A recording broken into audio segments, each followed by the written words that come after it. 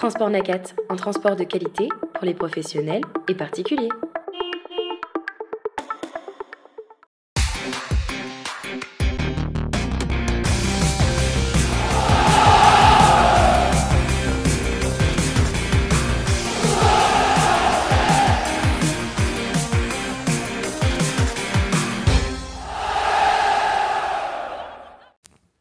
Bonsoir à toutes et à tous, très heureux de vous retrouver sur le talk show du Phocéen. Venez avec nous sur Twitch pour parler de ce Benfica Olympique de Marseille et rentrer aussi un petit peu dans le match retour, parce que le match retour a déjà été un petit peu lancé en coulisses par les joueurs de l'Olympique de Marseille. Donc on va prendre le temps vraiment de débriefer tout ça. On a encore un plateau de qualité ce soir pour en discuter. Romain Canuti, qui était déjà là avec vous ce matin, est de retour avec nous. Salut Slim, effectivement, j'ai gardé ma tenue. Je sais, ça te va Slim, très bien. Tu aimes bien, pour toi le talk show c'est une émission classe. Tu aimes bien que j'ai gardé cette veste de survêt. Tu vas te dire bon c'est pas, mais c'est celle de l'OM, donc j'espère que tu me pardonneras. Oui, bien sûr, mais tu es toujours très très beau, même avec Merci. une veste de l'OM. C'est une émission qui peut déraper. Vu le plateau, ça peut vite déraper. Vu surtout ce qu'on disait hors antenne. Romain Herring, comment tu vas? Et bonsoir à tous. Buonasera a tutti, comme on dit. Sur rester sur ce qu'on disait hier soir. Ouais. Scamaca. Le sous-côté Scamaca.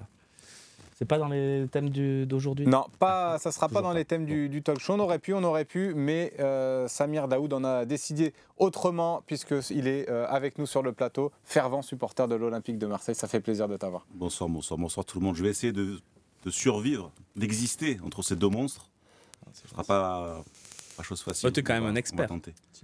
Il y a de l'expertise quand même qui peut s'insérer. L'expertise, c'est connu. C'est un filtre. En tout cas, toujours autant de plaisir à retrouver Romain Herring dans le chat. On est très dernière émission sur Marseille. Je reviendrai évidemment. Mais... Oui, avec grand plaisir, et puis pour le plus grand plaisir de t'accompagner également. Oui, tout à fait. Elle est très contente d'être ici. Mais on va pas tout dire. On peut dire qu'elle apprécie aussi les prestations de Romain en live. Oui, c'est vrai. Elle aimerait que ça arrive plus souvent. C'est vrai. On nous dit aussi ça faisait longtemps, Samir, donc on est content de te retrouver. Message d'Icario pour toi, Samir. Donc ça fait aussi 3 semaines, je crois que je n'étais pas venu. Bah ouais, mais ça fait longtemps. 3 semaines, ça fait longtemps pour ça. Ça faisait longtemps que j'avais pas enchaîné 2 émissions. C'est vrai. Exactement. Romain Canuti, tiens, qui était avec Mamadou Niang ce matin. Refais-nous un petit récap de ce que vous êtes dit. C'était quand même très intéressant, quand même, ce qui est ressorti. Il y a eu des anecdotes aussi intéressantes. Ouais. Écoute, je suis très content. J'ai parlé de ça pour faire cette émission avec Mamad, parce que Mamadou Niang, on l'a eu plusieurs fois. C'est un compagnon de route du Phocéen, quelque part. Déjà, parce qu'il nous a fait vibrer, et que le Phocéen d'or aurait existé à l'époque des années Mamadou Niang. Je pense qu'il aurait raflé plus d'un trophée. Et on l'a suivi, et des fois on a l'impression d'avoir tout dit, et puis on se dit, et c'est ce que je lui ai dit aussi pour le motiver à faire ça, je lui ai dit, il y a des jeunes, ils t'ont jamais vu jouer, mais ils savent à quel point tu es important dans l'histoire de l'OM, et c'est bien de raconter cette histoire. Et je t'avoue que je ne m'attendais pas à ce qu'il aille aussi loin dans les anecdotes. Au final, au retour de sa carrière, moi je me suis dit, avant l'émission, bon, je vais lui poser des questions sur sa carrière. Je la connais, mais il faut le faire découvrir. Et puis, on va la voir sur l'actualité. Ça peut être intéressant, parce qu'il a toujours un regard intéressant. Et au final, c'est sur sa carrière, moi, qui m'a encore plus bluffé. Parce que, oui, c'est rare de la voir comme ça, en fait. Niang se confie très peu sur sa carrière, en vrai. Et là, voilà, il nous explique quand même qu'il part sous perfusion à l'hôpital après un match où il met un doublé. C'est des trucs, tu vois. Et puis, il y a une lecture. Limite, ça vaut le coup de se le refaire juste pour ça, parce que il nous fait bien comprendre au moment de son départ, quelque part, la guerre à Nigo Deschamps, comment ça se met en place, et comment lui pensait s'est retrouvé au milieu de tout ça alors qu'il pensait être au-dessus de tout ça, quoi. Donc c'est assez intéressant. Et puis aussi son rapport avec le président de l'époque n'était pas forcément au beau fixe. Il devait sûrement le confondre avec Mamadou Samassa. C'est pas évident. C'est le genre de monsieur. Avec beaucoup de joueurs, c'est vrai.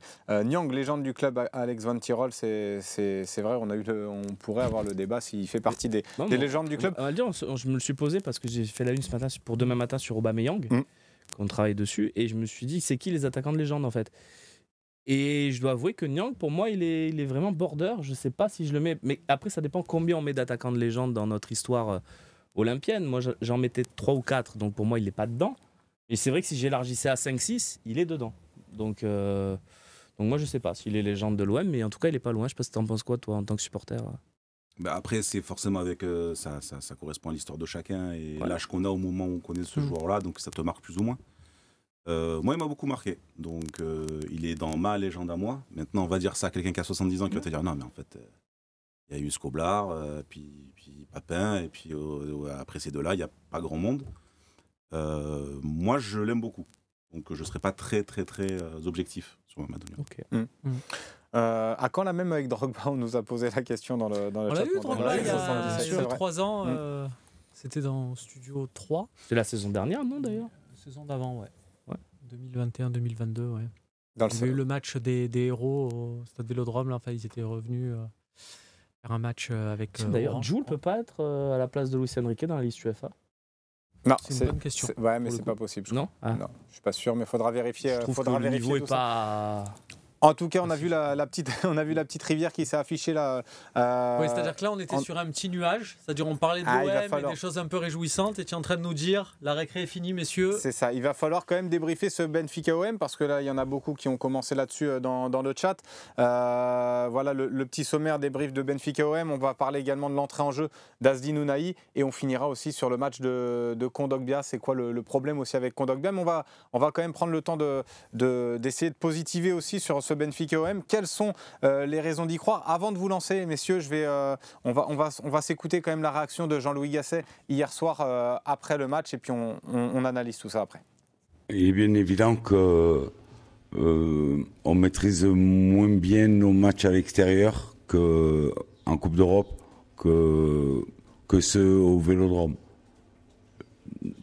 La ferveur du public et l'implication des joueurs, la tactique peut-être parce qu'elle sera plus offensive, fait qu'il faudra faire quasiment un match parfait pour passer ce tour.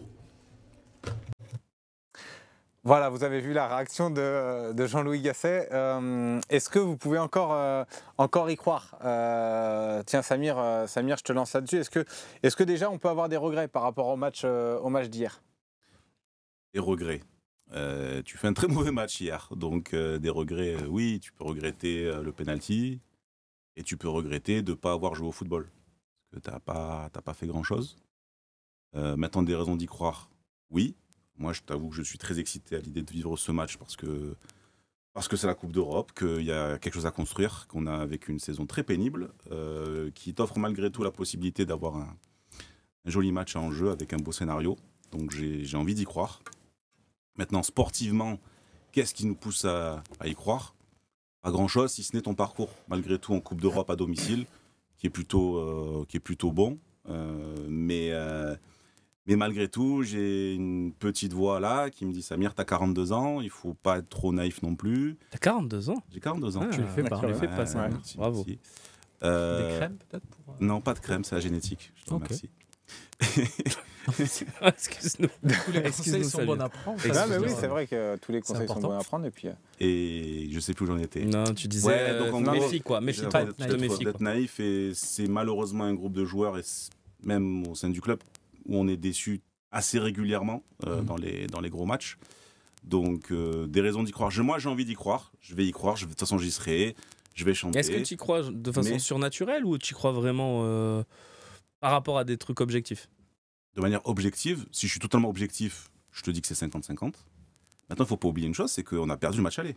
C'est-à-dire qu'on démarre le match éliminé. J'ai Voilà. l'impression qu'on est tous à se dire, après on a perdu 2-1, et on est tous à se dire, bon voilà, ça se présente avant le match. J'étais de ceux qui disaient, une défaite 1-0, je prends parce que ça nous laisse en vie. Mais on oublie qu'on ne part pas à 50-50 non C'est plus. ça. C'est une défaite, ils ont l'avantage, ils ont des certitudes, et je cesse de répéter ça depuis hier, mais je me mets à la place. J'ai pas des potes fans de Benfica à qui je pourrais envoyer des textos ou quoi, mais je me dis, si je leur envoie un texto en disant bon ben c'est cool, on a un espoir pour le retour, ils vont me dire tu es Jim Carrey dans Dumb and Dumber, oui, tu as une chance sur un mille. Oui, tu as une chance, mais il y a eu des sur sifflets combien quand même au stade de D'ailleurs, Benfica. tiens, si je peux apporter sur ça, sur les sifflets. Ouais. Moi, j'ai pas de potes à Benfica, mais je me suis Tu as posé une la veste. question. Déjà, je me suis habillé Benfica. C'est involontaire, mais je me suis posé la question aujourd'hui pourquoi ils se sont fait siffler hier soir. En fait, tu gagnes 2-1 en Coupe d'Europe. En fait, Roger Schmidt n'est pas du tout apprécié par les supporters. Il a sur le banc beaucoup de joueurs qu'il n'utilise pas, des joueurs qui ont été achetés cher. Je me rappelle plus, il y a un ailier par exemple l'Argentin qui fait jamais jouer et que les supporters ont envie de voir jouer. Donc en fait, il lui reproche surtout sa gestion d'effectifs et qui tourne surtout avec 13-14 mecs qui ne changent pas. Donc en fait, je me dis si ce week-end il remet un peu les mêmes joueurs et tout, ça peut aussi être un argument pour dire ils vont peut-être arriver un peu plus cramés que nous sur le match, pour une fois, parce que d'habitude c'est nous qui arrivons cramés plus que les adversaires. Je me dis ça peut être aussi une des raisons d'espérer. Et voilà, donc du côté du Benfica, ils sont pas sereins. C'est pour ça le match de 1, ils disent, quand ils ont vu le match, ils ont dit mais on aurait dû le gagner 3-1, 4-1, 5-1 ce match. Et c'est qui s'est dit ça? C'était nous contre Benfica en 90. Donc c'est ça qui donne peut-être l'espoir. Attention quand même, parce que tu disais la fraîcheur. Nous, j'ai regardé le programme. Il y a des séances d'entraînement programmées d'ici le match. Donc il y a des joueurs qui peuvent se faire les croisés, tomber les uns sur les autres et compagnie. On est malheureusement pas à l'abri. C'est vrai, c'est ce que disait Alpha Blue Light là dans le chat. On va prendre quand même quelques messages. On est quand même Poissard. Il dit sur les blessures, ça va être très compliqué. Il va falloir que toutes les étoiles aussi s'alignent. C'est vrai tu t'en parlais souvent, Romain, de la saison où rien ne nous sourit. C'est un petit peu le cas. Là, il y a encore Quentin Merlin, même s'il ne faisait pas un bon match. Regarde Slim, reprends ce matin l'entretien avec Mamadou Niang qui t'explique ses débuts dits compliqués à l'Olympique de Marseille. Il t'explique qu'à un moment donné, le coach lui a dit, donc Jean Fernandez en l'occurrence, s'il te plaît, joue, parce que l'autre attaquant est blessé, j'ai besoin de toi et compagnie. Et que lui, c'est qu'à partir du moment où il a pris le temps de souffler et s'est retrouvé remplaçant et qu'il est devenu vraiment performant. Nous, dans notre effectif cette année, c'est quoi? C'est un enchaînement de choses qui fait qu'à plein de joueurs, on leur a dit joue et tout. Et les mecs, à force de tirer sur la corde, ils se blessent. Le staff médical a dit Chancel Mbemba, il ne peut pas. Enfin, c'est une mi-temps. Il a fait un peu plus. Et il a fait un peu plus. Et alors, je dis pas, il fallait sortir Mbemba. C'est facile après coup c'est pas ce que je suis en train de dire. Je pense que et même le joueur aussi a des sensations de ci, de là. Mais à chaque fois, on est à tirer les trucs et tout. Mais est-ce qu'on va pouvoir espérer peut-être quelques retours pour le match contre Benfica là, au Vélodrome? Peut-être, on le disait hier soir déjà, ils espèrent au club qu'il y ait soit Klose, soit Sarr qui sont en état de jouer. Peut-être les deux, mais là c'est dans un monde un peu utopique. Mais c'est vrai que leur récupération est plutôt correcte de ce qu'on nous dit. Donc moi je pense qu'il y en aura un des deux dans le groupe au moins. Voilà. Mais lequel je sais pas. Mais en tout cas, ils vont peut-être prendre le risque sur Ismaïla Assar. Ils vont peut-être prendre un risque de le mettre, de lui dire tu vas faire les 20 dernières minutes, tu vas tout donner. Si ça pète, tant pis quoi. C'est dans un moment difficile comme celui qu'on vit cette saison, avec cette saison dans son entièreté, que je repense à mon expérience de jeune journaliste à l'époque aux côtés de Didier Deschamps, donc quand il était entraîneur de l'OM. Et je me dis, sur certains trucs quand même, il y a des saisons où Didier Deschamps, à l'époque il y avait la Coupe de la Ligue aussi à jouer, donc ça faisait 4 compétitions. La Coupe de France par exemple, il s'en foutait. Il faisait jouer Elindo d'Andrade pour dire allez, sortez-moi de là. Brasiliano, non, il respectait absolument pas le truc en disant de toute façon on n'a pas l'effectif pour, on ne joue pas ça, on se concentre que sur une compétition et une autre. Et il y avait beaucoup de gens forcément qui tombaient dessus en disant ouais, on n'a pas gagné depuis tant. Mais lui il disait je m'en fous. Moi, je pense qu'on peut pas. Je veux pas arriver. Et un jour, il avait décrit. C'est pour ça que je repense à lui, parce qu'un jour, il avait décrit une situation où il nous avait dit mais si c'est pour arriver à la fin, engagé dans plusieurs compétitions, et que chaque match, ça soit le martyr, parce que tu te demandes le 11, il y a des blessés, tu es obligé de tirer. Il dit ça sert à rien. Tu vas perdre tous les lièvres que tu cours à la fois. Et j'ai un peu l'impression que c'est ce qui se passe cette saison. Là, on est c'est les chevaliers du Zodiac, ce qui se passe en ce moment. Les mecs, ils sortent de chaque combat, ils sont blessés et tout, et il y a encore 8 chevaliers d'or à battre. Enfin, c'est impossible. Non, mais c'est vrai qu'en plus, on avait là, déjà... je me rends compte que je suis plus jeune que toi. Rien compris. J'ai rien compris. Pas la ref. Non. Mais c'est vrai qu'on en a déjà eu pas... J'ai compris ce que tu voulais dire, mais je n'ai pas la ref. Tu n'as jamais regardé? Non. J'arrive un peu après, je pense. Bon. Excuse-moi d'être plus jeune que ce que je fais. Contrairement à Samir. Non mais c'est vrai qu'on en avait déjà discuté sur le plateau lors d'un talk. Ouais, toi c'était Chirius, c'était vraiment ton... Pardon. Là, j'ai pas non plus. Je suis trop jeune par rapport à ça. Logique. On n'a pas.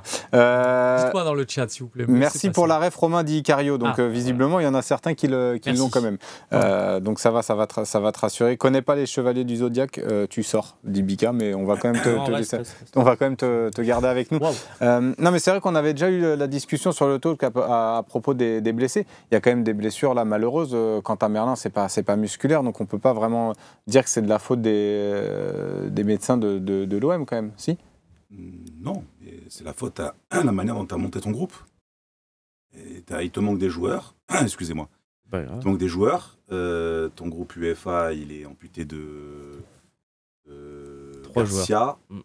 de qui d'autre? Gay et Onana. Et ben, il faut composer avec. Donc c'est pas.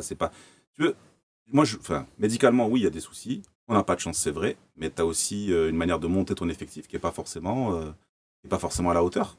Et là, pour le coup, c'est l'équipe dirigeante et la politique sportive qui me... Là, c'est bon. Voilà, Très bien, t'entends très bien. Donc c'est l'équipe dirigeante et la politique sportive qui est à revoir, plus que le côté médical. Parce qu'effectivement, des blessures, tu en as toujours dans... je trouve qu'on a plutôt eu de la chance, les saisons précédentes, de ne jamais avoir de grosses blessures. Mais en vrai, tu les remarques pas.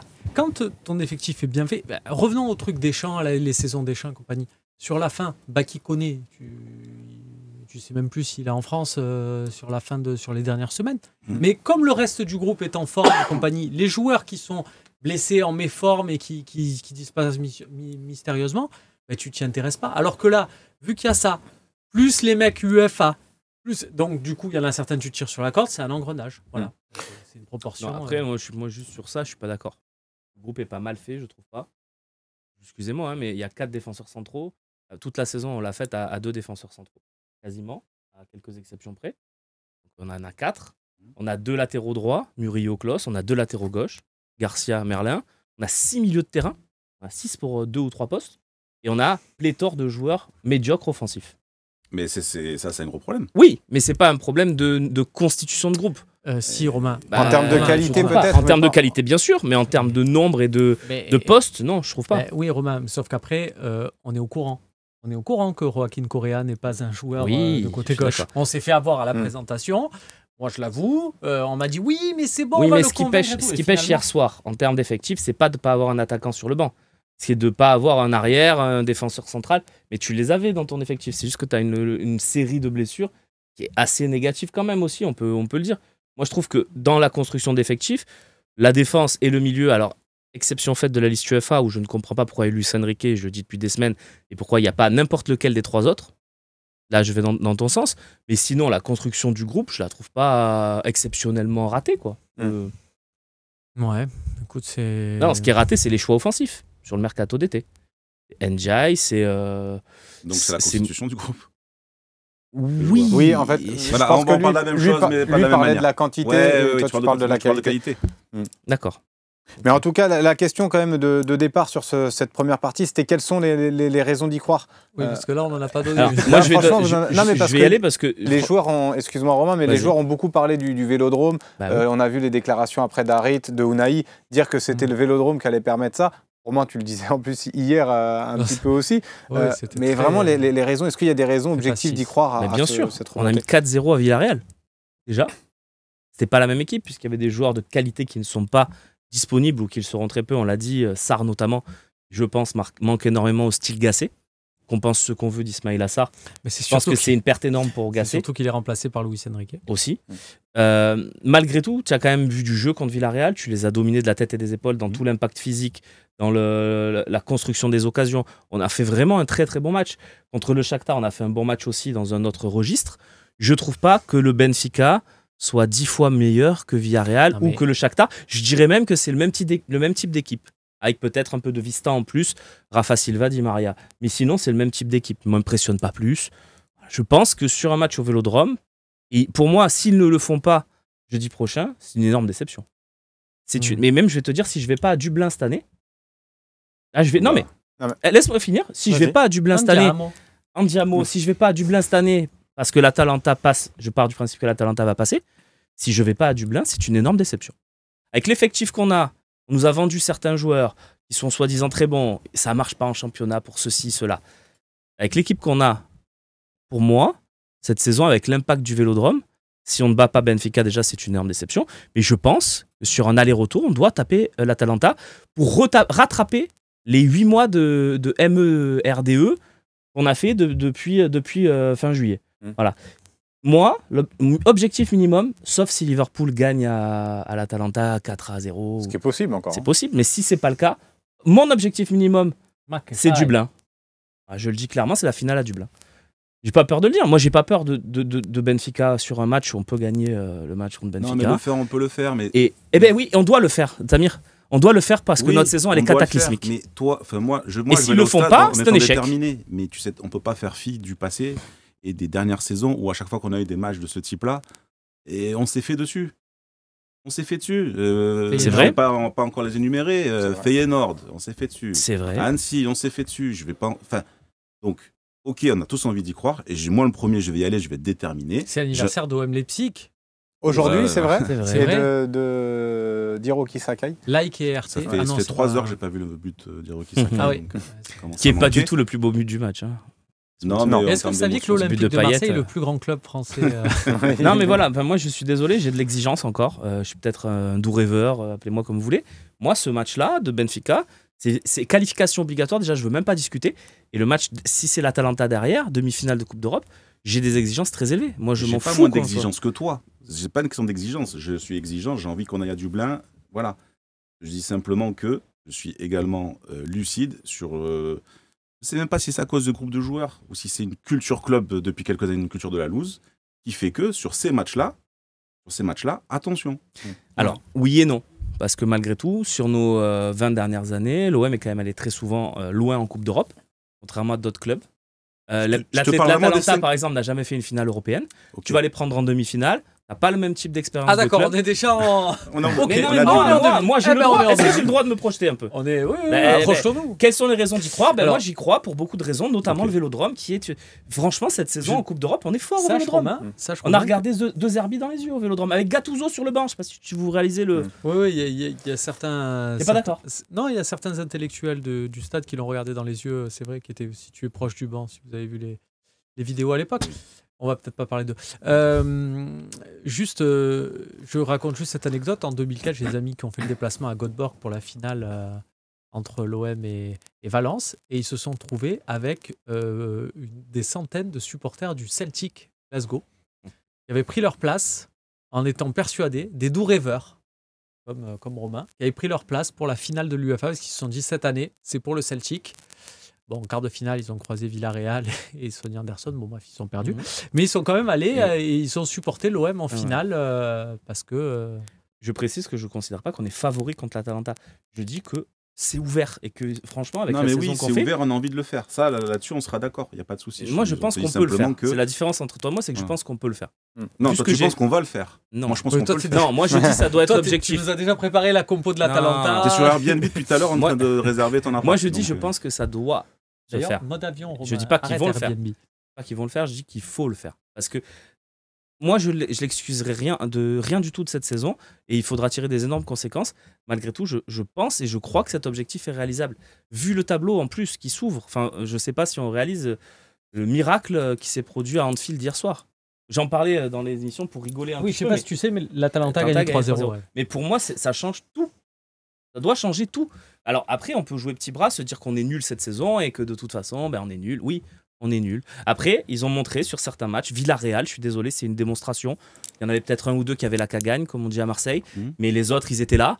Les Alex Baena, là, les phénomènes qu'on nous a vendus de Villarreal, ils se sont fait rouler dessus. D'accord. Et j'ai pas l'impression que l'équipe, elle ait été sur le papier diamétralement opposée avec celle qu'on va avoir sur la fin de saison. À Ismaïla Sarr de différence, c'est tout. Avant de passer à la partie 2, je vais vous Merlin prendre... Soglo, par exemple, j'ai pas vu de différence. Tu vois, Merlin, depuis 2 mois, il est en dessous. Soglo, il est au même niveau. C'est un joueur moyen qui va rien apporter offensivement, mais qui va pas grand-chose non plus apporter défensivement. C'est vrai. Vas-y, Romain, je te demande quelque chose.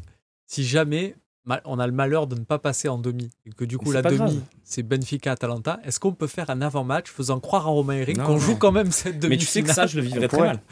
Moi, si c'est Benfica-Atalanta, en tant que supporter, on le dit, on est journaliste, on est aussi supporter de l'OM, moi, je le vivrais très, très, très, très mal. Voilà.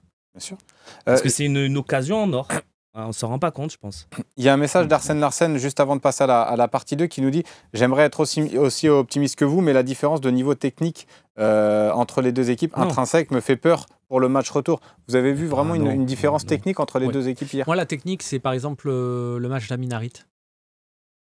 La technique, c'est ça. C'est-à-dire que les choix de passe à un moment donné, pour moi, c'est de la technique. Savoir mettre une passe dans le bon tempo et tout, ça, c'est de la technique. Oui, mais tu compares celui qui a fait le match le plus nul techniquement dans la finition avec un qui a été bon. Compare-moi Tengsted et Aubameyang alors. Et ça marche dans les deux sens. Compare Balerdi et Otamendi. Ça marche dans les deux sens. Ouais, et après, le reste après, une fois que tu as dit Balerdi et Aubameyang et... Oui, effectivement, le petit qui met le short haut, là, Neves, très bon. Mais celui à côté, c'est une brute. Excuse-moi, c'est pas... Florentino, c'est pas un joueur extraordinaire. Tu prends tous les joueurs un par un. Je pense qu'il y en a 4, 5 sur les 11 où on est meilleur qu'eux. Je pense pas. Moi, je pense que tu as Balerdi, Aubameyang et c'est tout.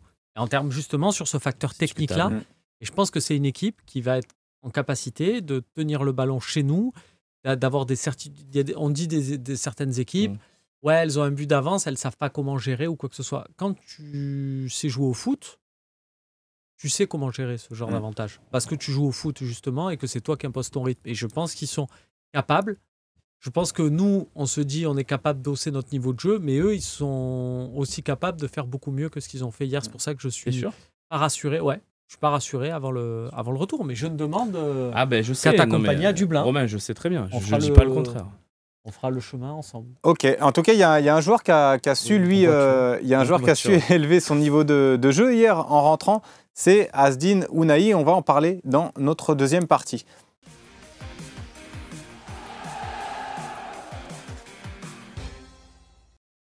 Azzedine Ounahi, est-ce que c'est le match déclic pour vous, pour lui surtout, selon vous, c'est peut-être le mot est peut-être un peu fort, mais son entrée a quand même apporté, peut-être permis aussi à l'OM d'égaliser sur ce match. Vous allez me dire ce que vous en pensez. Est-ce que déjà c'est son meilleur match ou sa meilleure entrée en jeu à l'Olympique de Marseille? Je pense que oui. Non. L'an dernier, si je me souviens bien, c'est à Reims. Il rentre pour la dernière demi-heure. Et je me souviens m'être dit, c'est à Reims ou à Toulouse? Non, je crois que c'est à Reims. Il est à Reims, ouais. C'est à Reims. Et il était bien, et il était rentré, et il avait été intéressant. Et on s'était dit, Ounahi, ça y est, c'est lancé, son truc, ouais. Il allait chercher un match de la saison dernière quand même. Hein. Ah oui. Oui, donc c'est peut-être sa meilleure entrée de la saison, oui. Et encore, il a rien fait d'extraordinaire. C'est-à-dire qu'il n'a pas déçu. Ouais. On en est là. Mais c'est déjà un peu plus que tout ce qu'il a fait auparavant, on est d'accord. Est-ce que Samir, toi, tu penses que ça peut être un match déclic? Déjà, qu'est-ce que tu as pensé de son entrée en jeu? Peut-être pas d'accord avec ce qu'on dit sur Ounahi. Non, mais je l'ai trouvé. J'ai trouvé que c'était un Ounahi moyen bon. Mais c'est vrai qu'il nous a habitués à des matchs très très compliqués. Donc c'était un petit peu mieux là. Après, parler de déclic, c'est fort.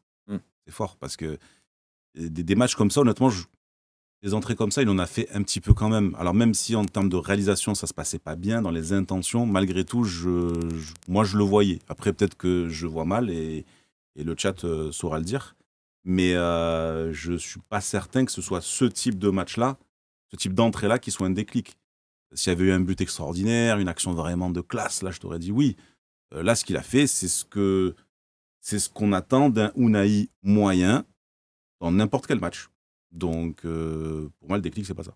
Ok. Après, moi, je trouve qu'il y a une arme intéressante, surtout dans notre configuration avec 6-7 absents à chaque fois, qui peut être intéressant. C'est un Ounahi qui prépare des actions parce qu'il a de la possession sur un côté, de préférence à côté droit. Pourquoi? Parce qu'à l'opposé d'Aubameyang, autrement dit, tu essaies de garder le ballon à droite tactiquement et de le faire passer par un jeu de pas court pour attirer sur un jeu de 3-4 où il y a la possession pour attirer l'équipe adverse, ce qui te permet de libérer de l'espace à l'opposé, d'avoir un mec capable de foutre une transversale à l'opposé, et il y a Aubameyang qui part en profondeur. Voilà, ça peut être une arme tactique pour l'Olympique de Marseille dans une configuration avec un Ounahi relayeur droit.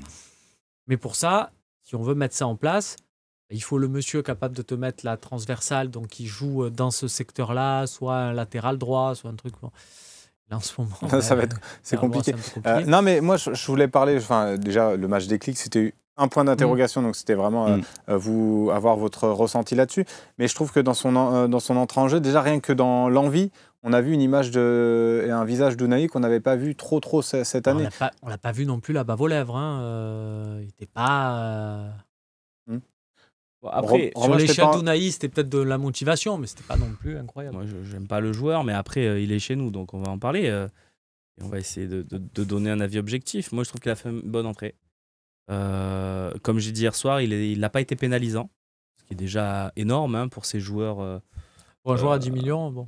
Oui, mais je parle, tu vois, des joueurs un peu en bordure d'effectifs du moment, tu vois, les Henrique, les joueurs comme ça. Au moins, il est pas pénalisant sur le match. Et en plus, ça passe sur le but d'Aubameyang, déclenche quand même l'action, même si la vista d'Aubameyang fait tout, que ça soit pour aller au contact sur Antonio Silva et puis pour la mettre au fond. Mais il y a quand même cette passe, cette intention de jouer vers l'avant, de jouer la profondeur, des trucs que je le voyais pas, des risques que je le voyais pas prendre avant en fait. C'est là que je me dis peut-être ça peut être un petit déclic pour lui. Il serait temps, quand même à l'OM depuis 15 mois, donc c'est quand même pas rien. Et est-ce que la vraie question, je pense qu'il faut qu'on se pose, c'est est-ce que sur le match de l'année jeudi, il doit nous emmener en demi-finale pour ensuite aller à Dublin. J'exagère. Mais sur le match de jeudi, qui en tout cas doit nous emmener en demi-finale, ça on sera tous d'accord, c'est un match où on peut gagner, où on doit gagner. Est-ce qu'on lui fait confiance? Moi non. Non, mais après, s'il a la confiance de Gasset, il l'aura eu grâce à son bon match à Benfica. Mais est-ce que pour moi c'est un déclic? Non, parce que je n'ai pas confiance en ce joueur. Mais si c'est le cas, on regardera avec beaucoup d'attention sa prestation. Et face au système de l'Atalanta, tu penses qu'il pourrait tirer son épingle? Il connaît un peu le style de l'Atalanta, puisque Tudor est un disciple de Gasperini et que Unai était un des joueurs favoris de Tudor, non? Non. Mais c'est vrai que la question se pose parce qu'il y a OM Gadriano, donc c'est peut-être un Italien en plus, qui nous dit il faudra pas mettre Unai et Harit en même temps. Vous partagez ce ressenti-là? Vous pensez que c'est deux joueurs qui sont incompatibles pour jouer à l'OM? Non, moi je les trouve pas du tout incompatibles, mais c'est juste que c'est deux joueurs pour des raisons différentes qui sont dans des formes différentes. Le Harit qui fait des bons choix, le Harit d'hier par exemple, tu peux mettre n'importe qui, il va te faire une prestation catastrophique. Par contre, un mec qui fait des bons choix, c'est pas parce qu'il y a Unai qui va porter à un moment donné le ballon ou pas. Non, mais disons que le Harit Prime qu'on n'a pas vu malheureusement depuis sa grave blessure, ou trop peu, est compatible avec tout le monde. Il est compatible avec tous les joueurs de foot du monde. Mais on ne l'a pas vu depuis longtemps. Je pensais qu'on l'aurait revu après son très bon match contre le Havre à Minarit, mais force est de constater, il y a toujours la vista, il y a toujours les contrôles orientés où il reste quand même intéressant. Moi, c'est chose quand même, pour moi, tu te dis waouh, et puis il fait la réalisation derrière qui est pas bonne. Si tu veux, sa première touche de balle sur le match d'hier, c'est extraordinaire. Le problème, c'est toutes les touches d'après. Le problème, c'est toutes les touches d'après. Et moi, j'adore ce joueur, mais force est de constater qu'il n'est pas bien au-dessus. Il est au-dessus de Ndiaye, tout ça, Henrique, tout ça, mais il n'est pas bien au-dessus non plus.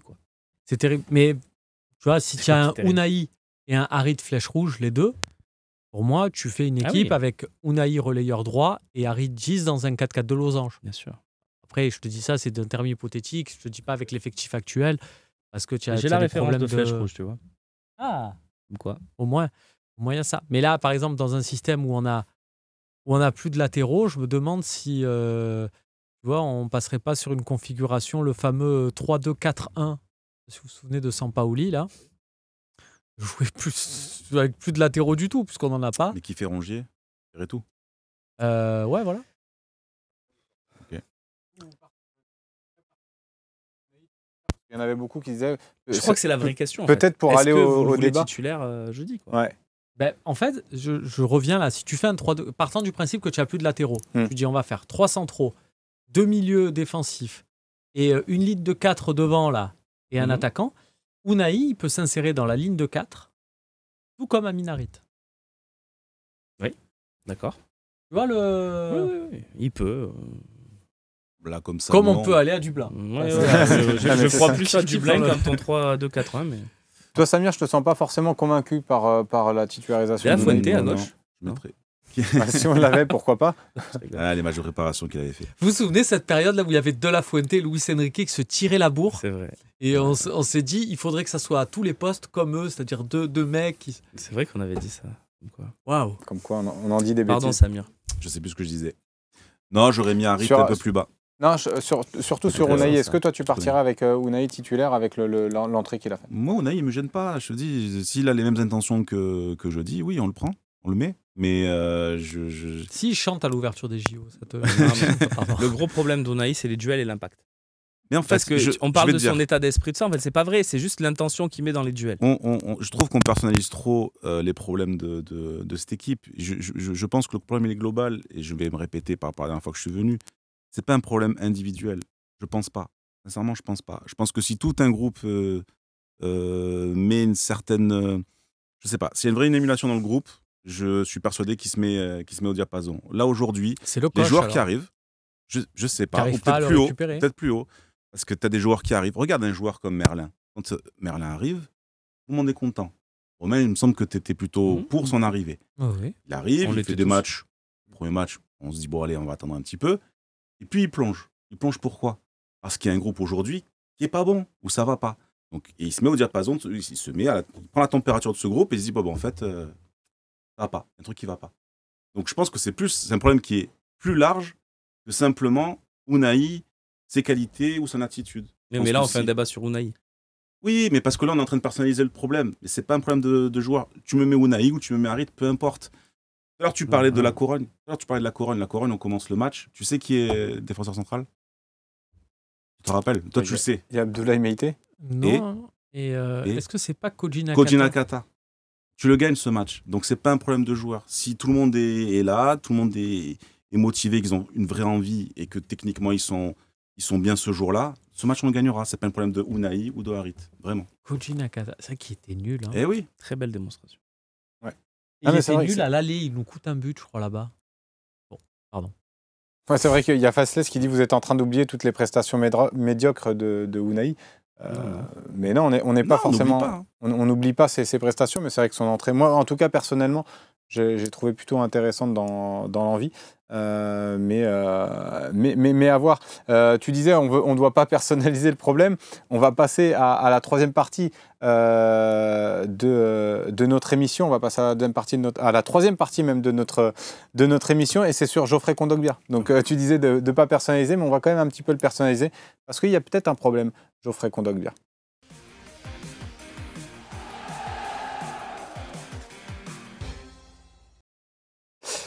Geoffrey Kondogbia, c'est quoi le problème pour le milieu de terrain olympien? C'est vrai que quand on a vu son nom arriver cet été à l'Olympique de Marseille, on était plutôt tous contents.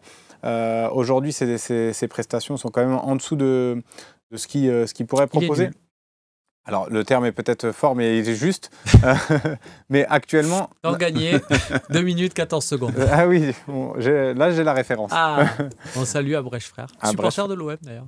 D'accord. Non, je sais pas. Non, Ça marche très T'aurais souvent. pu nous avoir. Je sais que toi, par exemple, je vais te lancer Romain Herring Oui, parce que bonsoir. tu adores ce genre-là. Tu étais très content. Oui. De Je suis sa content venue. qu'il soit là, ouais. Est-ce que, quel est le problème actuellement avec Geoffrey Kondogbia? Son match hier était Je sais indigent.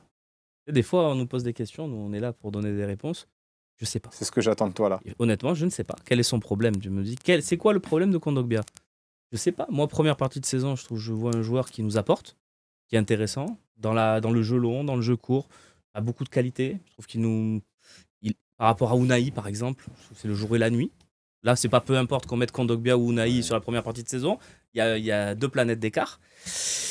Depuis le mois de janvier, où on a beaucoup tiré sur sa corde, je sais pas si ça se dit, mais en tout cas, on l'a beaucoup utilisé, où ils étaient 10, 12, les joueurs de champ disponibles, parce qu'ils étaient tous partis à la CAN, jouaient tous les matchs, toutes les minutes.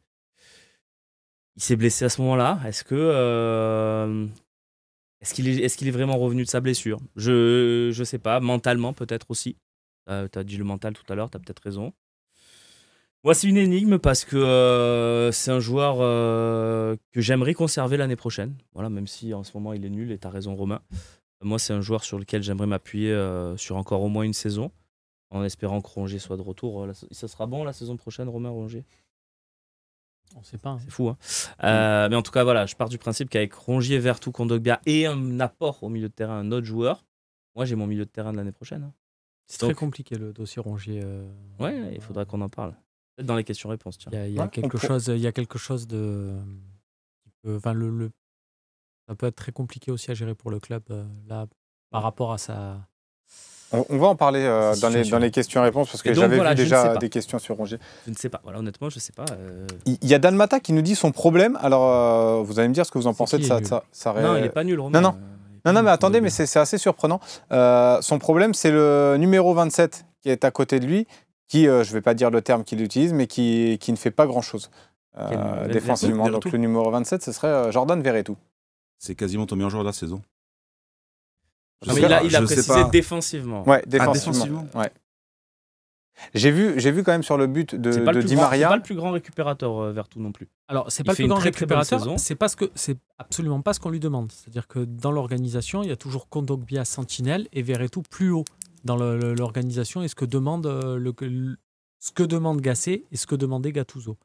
Donc, je pense pas que ça soit le problème. Je pense pas que ça soit le problème. Moi, Kondogbia, il est dans une catégorie, on en parlait avec Samir, où tu mets Alou Diarra et où tu mets Kevin Strootman, à savoir les gouffres financiers, mais qui, une fois sur le terrain, sont totalement bouillis. Voilà. Je trouve que défensivement, tu dis il a fait une bonne première partie de saison. Je suis peut-être dans le déni du coup là, parce que ces derniers matchs, vraiment, je regarde attentivement et je me dis waouh, mais c'est incroyable de proposer aussi peu défensivement, d'être là, d'être à côté du mec. Je pense que dans sa tête, il pense être sur le gars et en fait, il est à 2 mètres et il regarde. Je me dis, je vois que ça comme explication et j'ai vu ça avec Alou Diarra, j'ai vu ça avec Strootman. C'est des mecs qui en fait n'y arrivent plus. Et je pense que Kondogbia, c'est ça. Donc là, Pablo, à toi de jouer et exfiltre-moi ça en Arabie Saoudite. Fais-nous une magie Renan Lodi, mais pour moi, on peut plus. On est très opposés, mais c'est cool. Enfin, c'est bien aussi pour. Ouais, non, mais c'est intéressant parce que c'est pour ça que je t'avais lancé Romain, parce que je savais que. Mais ce qu'il dit, c'est pas délirant non plus ce que dit Romain. Si t'as une belle offre de l'Arabie Saoudite, faut pas réfléchir non plus trop longtemps. Après, il y en aura aussi, c'est vrai que c'est ça. On va en avoir cet été. On va sûrement en avoir. On va en avoir cet été. Il y a beaucoup des infos. Non, mais parce que c'est les mêmes réseaux. La direction. On avait les mêmes infos cet été. Tu savais que cet été, Mbemba, Unai, il y en avait quelques-uns. Sarr, cet hiver. Ouais. Tu sais qu'on a ouvert des portes. Ah oui, donc, on a même essayé de les ouvrir, les portes. Oui, mais on a beaucoup de joueurs qui rentrent avec, tu sais, on va dire, imaginons, ils ont 5 critères, l'Arabie Saoudite. On va pas tous les donner, là, mais ils ont 5 critères. On a beaucoup de joueurs qui cochent 3 ou 4 critères facilement dans notre effectif. Donc on va avoir d'âge, de religion, exactement, c'est pas un tabou. De continent de provenance. Ouais. On a beaucoup de joueurs qui cochent ces cases. C'est pour ça que je dis qu'on va avoir des offres de l'Arabie Saoudite. C'est une évidence cet été. On a Benassia qui est au club. Il y a plein de choses. J'ai pas d'infos. Je sais pas si Al Hilal va formuler une offre de 20 millions sur tel joueur. Mais ça me paraît évident qu'il va y avoir des prises de contact avancées avec l'Arabie Saoudite cet été. En tout cas, s'ils le veulent. Pour les joueurs, pas pour le club. Quand même, ce que tu dis. On est d'accord. S'ils veulent, voilà. Il y a Arsène Larsen qui parle aussi parce que, et on en a parlé un petit peu dans l'après-match hier dans la 3e mi-temps. Kondogbia, je pense qu'au milieu de terrain, il n'a plus le coffre. Par contre, en défense, il a moins d'efforts à faire. Et avec son sens du placement et sa qualité technique, ça pourrait le faire avec tous les blessés qu'on a. Samir, est-ce que tu penses que ça peut être une solution viable, un Kondogbia qui serait aligné un peu plus derrière dans une défense sûrement à 3 Et pour remplacer qui? Parce que si Mbemba, à un moment donné, Mbemba va revenir et Klose va revenir, et je vois pas l'intérêt. En fait, ça peut être dans une fameuse défense à 3. Tu peux revenir avec une défense à 3 avec un Kondogbia central gauche, Balerdi et par exemple Gigot qui te permettrait à Mbemba de jouer sur le côté droit. Pour moi, ça ne s'improvise pas et il y a des repères à avoir. Je sais pas. C'est vrai que je suis très déçu de la saison de Kondogbia, eu égard à l'investissement qu'il représente et le type de joueur qu'il est au départ. Moi, je m'attendais à une saison, alors toute proportion gardée un petit peu à la Luis Gustavo. Et effectivement, on est plus à quelque chose qui s'apparente à du Strootman. Donc, mais les raisons, va savoir. Je sais pas. Je sais pas. C'est la magie de l'OM. Non, mais c'est... Des joueurs qui sont excellents, qui viennent chez toi et qui coulent, je vais pas faire l'ancien, mais il y en a énormément. Donc, je sais pas. Je sais pas. Sincèrement, j'ai pas la réponse. Est-ce qu'il est perdu? Moi, je suis pas persuadé qu'il soit perdu. C'est perdu, je sais pas. Tu sais, avec mais un bon coach et tout. Non, oui, et attends, je suis pas en mais train de tout te est dire qu'il est possible, bon, ouais. Samir. Non, mais on en a aussi quelques-uns. J'ai un ami grec là en tête. Ils ont foutu leur carrière dans un mur en arrivant à l'OM et derrière, ils l'ont plus jamais relancé. Ils étaient totalement perdus et je me dis, c'est incroyable. Après, c'est un autre niveau quand même. Enfin, là, je sais la comparaison que tu fais, mais Kondogbia, quand il arrive, intrinsèquement, ça reste quand même un gros milieu de terrain. Ouais, Ben oui, justement, et c'est pour ça qu'on a beaucoup d'attentes et qu'on est extrêmement déçus. Ça, c'est sûr. Voilà, c'est ta première recrue, tu lui donnes le salaire, même si c'est pas lié, mais quelque part symboliquement.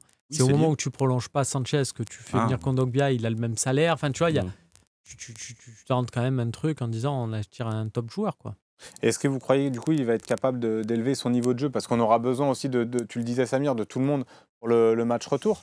Donc est-ce que là, on aura besoin aussi d'un grand Kondogbia au milieu de terrain avec Verretou? Est-ce que vous pensez qu'il est capable, là, vu ce qu'il monte sur les derniers matchs, d'élever son niveau de jeu pour terminer là, cette troisième partie?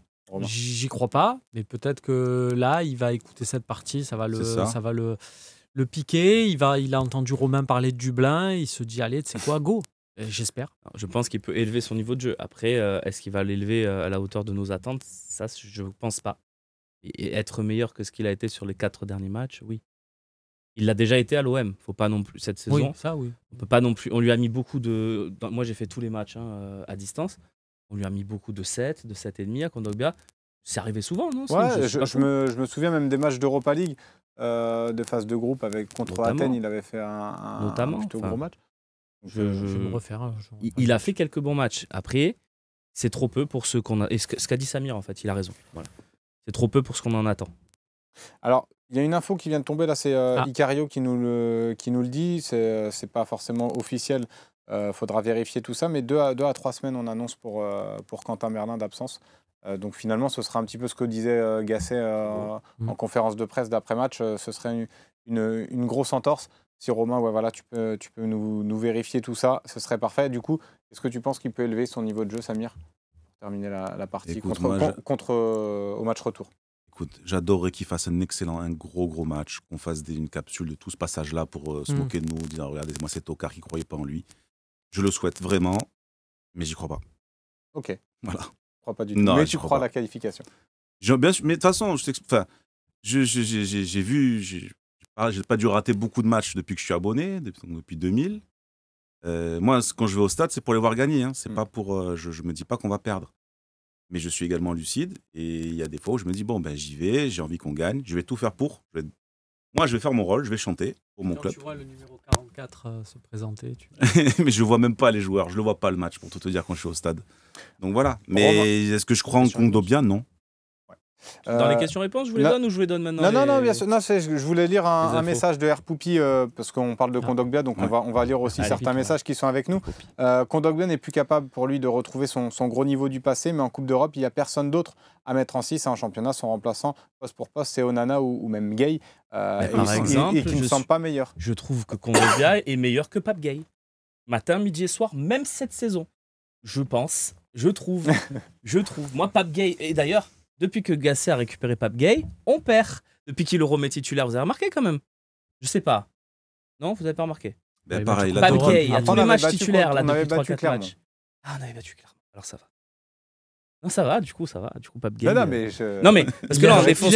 Quand il est comme ça. Je rectifie la stat. Par exemple, Gay, Onana ou Kondogbia, mais les yeux fermés, même en ce moment, je mets Kondogbia. Même en ce moment. Oui, mais il est meilleur que moi aussi. Je pense que c'est pas pour. Mais t'es autant pas dans que- l'effectif de l'Olympique de Marseille, non. malheureusement pour nous. Il y a Yovin également qui nous dit, pour le coup, plutôt il te rejoint Romain Herring, Kondogbia est très sous-coté, c'est un joueur qui lit le jeu et qui a une très bonne protection de balle. Il lui faut quelqu'un qui court à côté de lui. Non, mais Donc, il a raison, il a un compteur, on a besoin d'un milieu des récupérateurs. Moi, je vous rejoins. En ce moment, il est extrêmement lent, beaucoup plus que d'habitude. Oui. Et il explose beaucoup plus au duel. Il faut qu'il retrouve un peu de sa superbe. Mais il n'est pas aussi catastrophique, je pense, que ce qu'on dit. Bon, en tout cas, on verra. Visiblement, Samir, Romain Canuti n'y croit pas trop, mais Romain Herring y croit. Donc, on verra au match retour. On l'attendra au tournant, ce match de Kondogbia. Et on va passer à la partie que vous attendez tant. C'est les questions-réponses.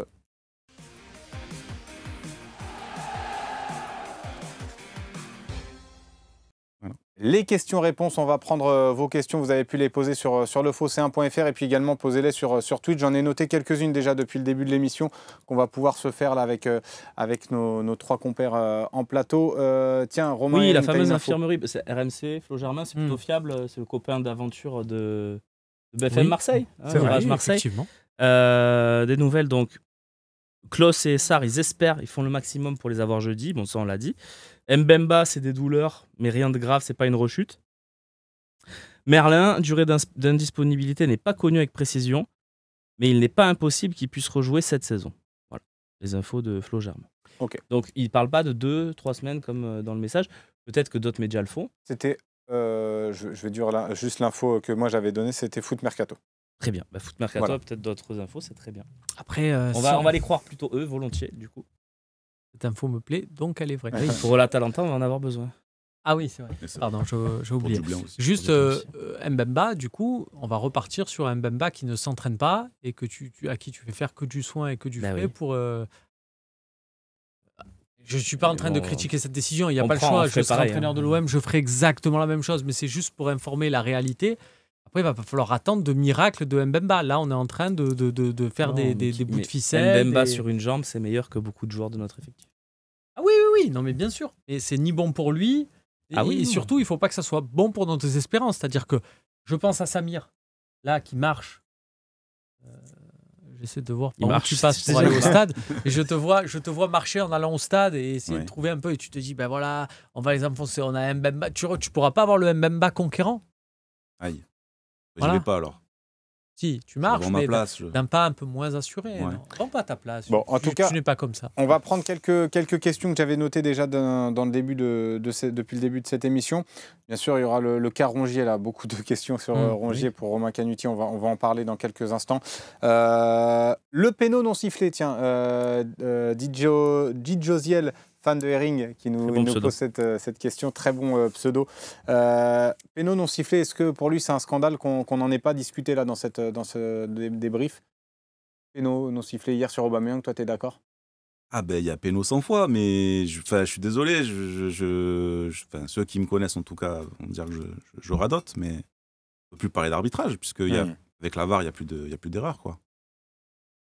Il n'y a plus Voilà. d'erreur. Ah non, il n'y a plus d'erreur avec la VAR. Non, mais par contre, C'était la promesse du départ. Vous allez voir, il n'y aura plus jamais d'erreur. Là, Il y pour en a moins, l'instant, on quand se même. fait carrer par les arbitres. il y a moins d'erreurs avec Mais la avec la VAR, vous allez voir, c'est fini. VAR. Il y en a Et un là, petit peu maintenant, on se moins, fait carrer quand par même. la VAR. Bon, ok. On se fait moins carré quand même. On se fait carrer exactement pareil. On s'est fait carrer contre Panathinaikos par le même arbitre. Et on se fait carrer hier, pareil. Moi, tu vois, par exemple, cette saison, il y a des cartons rouges pour les adversaires. Il y a 5 ans, sans la VAR, il n'y aurait jamais eu des cartons rouges. Par exemple. Mais si, on le sait, on les a vécu ces saisons où on se prend des attentats, il n'y a pas des rouges, il n'y a pas les rouges Non, qui parce tombent. qu'il y a une prise d'initiative Les des arbitres que t'as hors-jeux, plus. c'était n'importe quoi avec nous à un moment, il y a une dizaine d'années. Tu les as vus ces matchs quand même, tu étais Ouais, dans y a pas- le stade. Honnêtement, bref, Il y a peu combien importe. Bon, c'est pas grave. C'est pas très simple. pas Je le sais débat très bien du que jour. c'est un combat derrière-garde que je mène, donc je vais pas le mener pas ici. forcément. Mais ça sert plus à rien d'en parler, parce que de toute façon, le pénalty n'a pas été sifflé. Évidemment qu'il y a pénalty 100 fois. Et je comprends ceux qui veulent que ça fasse partie du débat parce que malgré tout, si on met ce penalty, peut-être que la suite est plus belle. C'est beaucoup plus Après, on tôt. revient toujours à 2-1. 2-1, On a mais- vu quand on a marqué, on a aussi reculé. Donc, Oui. Oui, voilà, c'est ça. Là, c'est moi ce qui me fait dire. Je suis de l'avis de Samir. Pour moi, il y a pénalty. Mais par contre, d'additionner, de Non, dire, ça fait pas 2-2. eh ben, ça fait 2-2, non. Parce qu'à tout moment, comme tu le dis, on est à 2-1, on se dit, ouais, c'est génial, on est à 2-1, donc on attaque pas. Non, mais ça fait partie de l'analyse du match quand même. Je peux comprendre. Non, mais c'est important d'en parler, c'est vrai. Lolo Paluzza qui nous dit, que pensez-vous d'Éric Roy en coach pour l'Olympique de Marseille l'année prochaine? Waouh. C'est assez rapide. Samir, Non, pareil. Non, juste bravo. Mais Bravo franchement, pour ce qu'il fait. ce Moi, qu'il j'ai fait, envie chapeau. qu'il soit coach de Brest parce qu'il mérite d'aller en Ligue des Champions l'année prochaine et de la jouer. Après, Éric Roy, c'est un coach ultra pragmatique. Il leur dit de faire les choses parfaitement avec un effectif à Brest. Est-ce qu'avec un effectif de l'OM, les internationaux, en veux-tu en voilà, des mecs qui sont un peu avec beaucoup plus d'ego notamment, Ouais, c'est est-ce pas que le ça même sport, marcherait? hein. Moi, j'y crois pas. Voilà, et je pense pas que ce soit un grand tacticien. Et par contre, un meneur d'hommes pour un club comme même peut-être mieux que Brest, il peut viser mieux que Brest avec ce qu'il fait là. Lens, par exemple, en succédant à Francaise, Moi, je trouve que ce serait pas déconnant.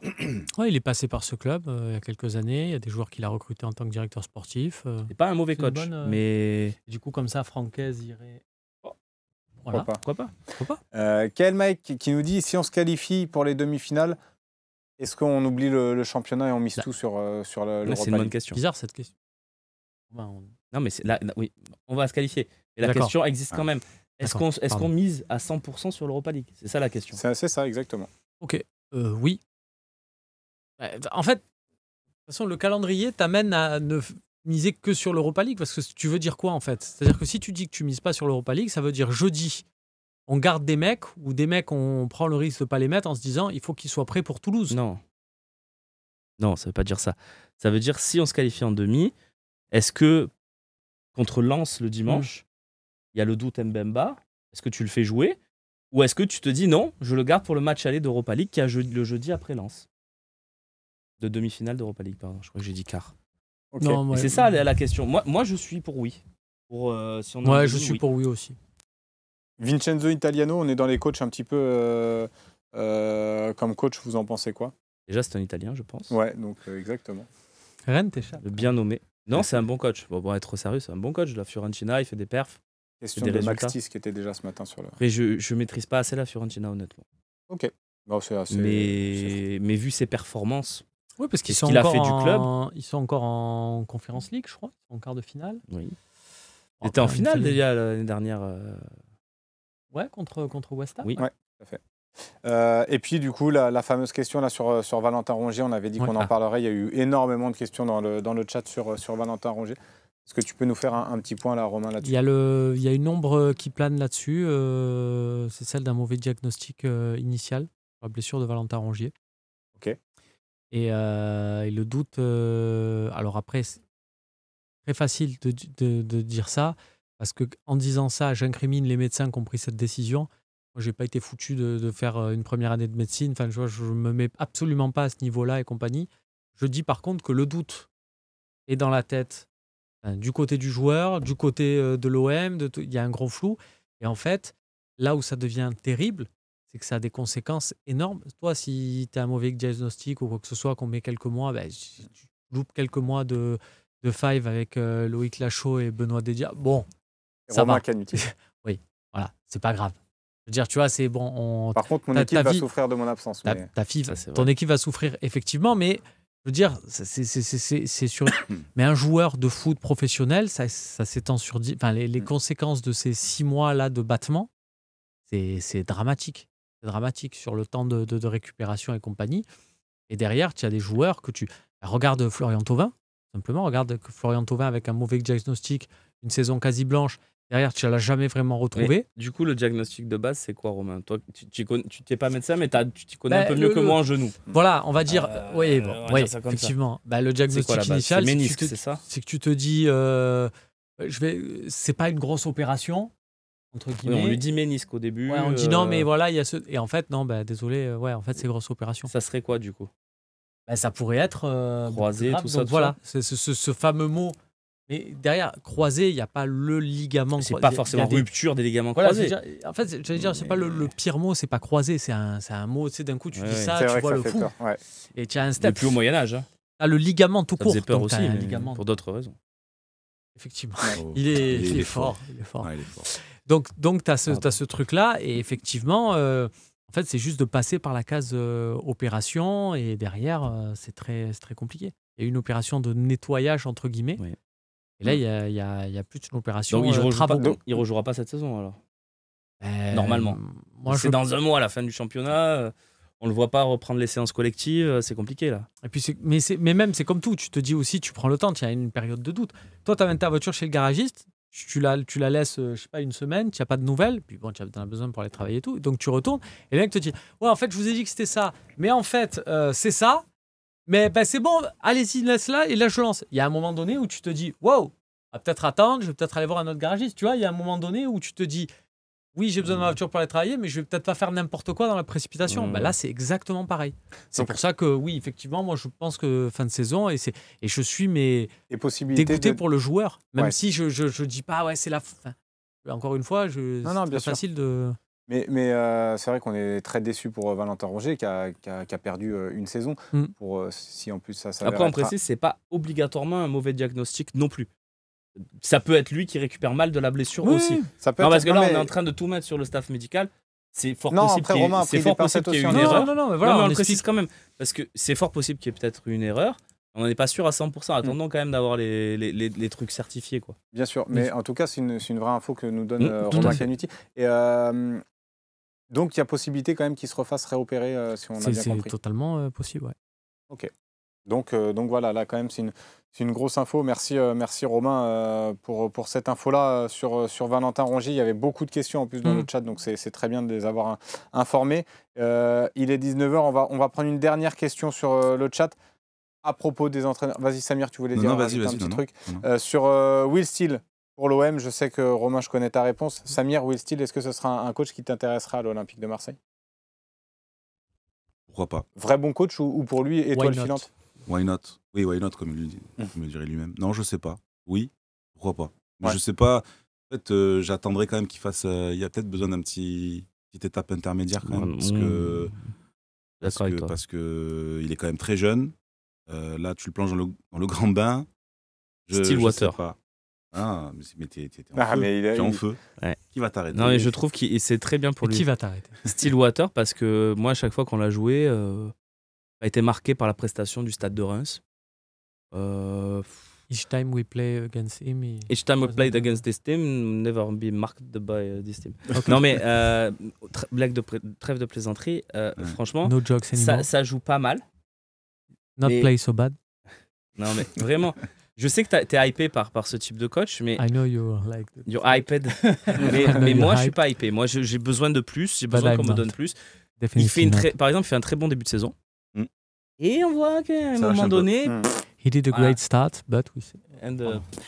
Non, mais je suis pas totalement hypé. Et je pense que ça peut être une aventure de 2-3 mois s'il signe à l'OM, pas plus. Ok, très bien. On rappelle que malgré que l'Olympique de Marseille ne joue pas ce week-end, Romain, si ça t'intéresse, il y a un Metz-Lens ce soir. Donc Lens peut prendre les devants. Il y aura également Strasbourg-Reims. On va pas faire de pronos. Strasbourg-Reims, Rennes-Toulouse demain et dimanche Le Havre-Nantes, Clermont-Montpellier et Lyon-Brest. Voilà, c'est vraiment une ligue incroyable. Redonne les 5 matchs là. On va pas les bons matchs, ils sont décalés. C'est pour ça. Parce qu'il y aura Lorient-PSG, Monaco-Lille notamment qui va peut-être. On est sur une Liga à 12 finalement. Il n'y a plus de Liga. Ça serait bien. Il n'y aurait que des affiches. En tout cas, merci beaucoup. Merci de nous avoir suivis dans le live parce que vous étiez nombreux à avoir posé des questions. C'était encore une fois intéressant. Merci à Romain Canuti qui a envie de parler anglais là ce soir. Le trublion, comme on le surnomme, du Phocéen. Romain Herring, merci encore une fois. 5 défaites d'affilée, les gars, on essaie de... Oui, bien sûr. C'était un vrai plaisir de t'avoir sur le plateau. Ça faisait, on n'a pas eu l'occasion d'en vivre beaucoup, donc ça fait vraiment plaisir. D'ici la fin de saison. C'est très sincère ce que je te dis. Samir, merci à toi encore une fois. Merci à vous pour l'invitation. Et merci à Jade Volpe à la réalisation. Et on embrasse évidemment Sébastien Volpe, parce qu'il y avait beaucoup de questions aussi à propos de Seb dans le chat. Il se remet bien et on l'embrasse. On vous souhaite à tous un bon week-end et on se retrouve lundi pour le talk show et l'OM au café. Bonne fin de journée à tous et bon week-end surtout et à lundi. Ciao, ciao.